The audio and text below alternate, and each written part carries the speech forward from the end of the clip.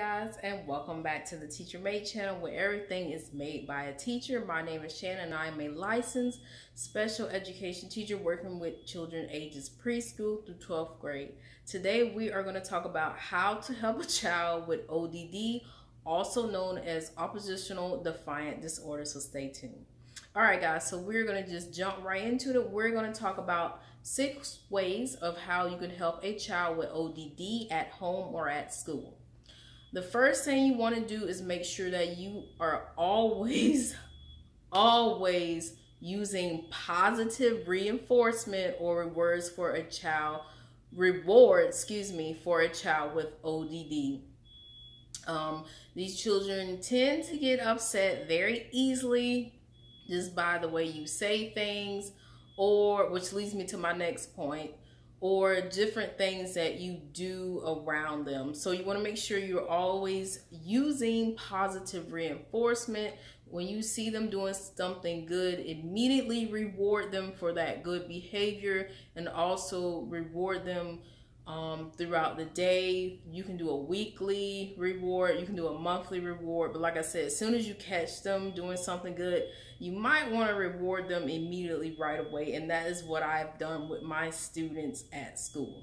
Number 2, you want to make sure how you watch your tone of voice. Just like as adults, we don't like when other humans talk to us in a tone of voice that makes us feel bad about ourselves, or just makes us want to act out in a way that we will regret later. So make sure you are using a positive tone of voice, stay calm, and make sure you are rewarding them all at the same time. For example, just in the way you use words. So instead of saying, like in the school system, we say, stop running in the hallway. I don't say that. I say, can you please use quiet feet? Sorry guys if you hear my dog in the background, so we're just going to keep going. Number 3, the next thing you want to do is structured environment. So make sure you have a structured environment for your child with ODD, because children crave on structure, and as adults we love our routines and we love our schedules. So make sure you have a structured environment at home. Maybe you can set up a desk for this child, or maybe you can have like a picture schedule of the things that they're going to do when they get home, and make sure you have a routine always going and that you're always consistent with your routine, especially over the summer, because I know children just want to go all crazy and do fun things, but make sure you are also following that same routine that you were doing at school. You want to make sure you're doing it at home as well too.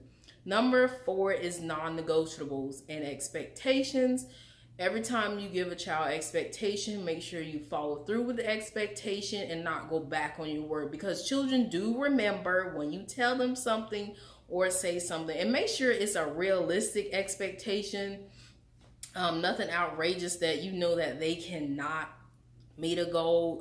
You want to make sure they're meeting it with, like we say in our IEP meetings, with at least 80% accuracy, so that the child feels like they can reach the goal and maintain the goal. So make sure you're giving non-negotiables, expectations, and use the word expectations instead of the word rules, okay? And have them make the expectation with you as well. So not only you are creating them, but the child is creating them with you as well.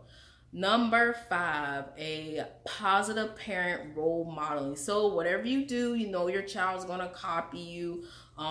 For example, if they see you yelling at somebody in the store, they're going to go home and yell at either their sibling, or they're going to go to a school, whatever school they go to, and they're going to yell at one of their peers. And I know they don't mean to do that, but they're just modeling what you're doing, because at the end of the day, you are their first teacher, because you are a parent and they're learning for you. So make sure if you're going to tell your child to do something, make sure that you're being a responsible parent and that you're modeling it good for them too. That way they can pick up those good habits and transfer it to any setting that they're doing.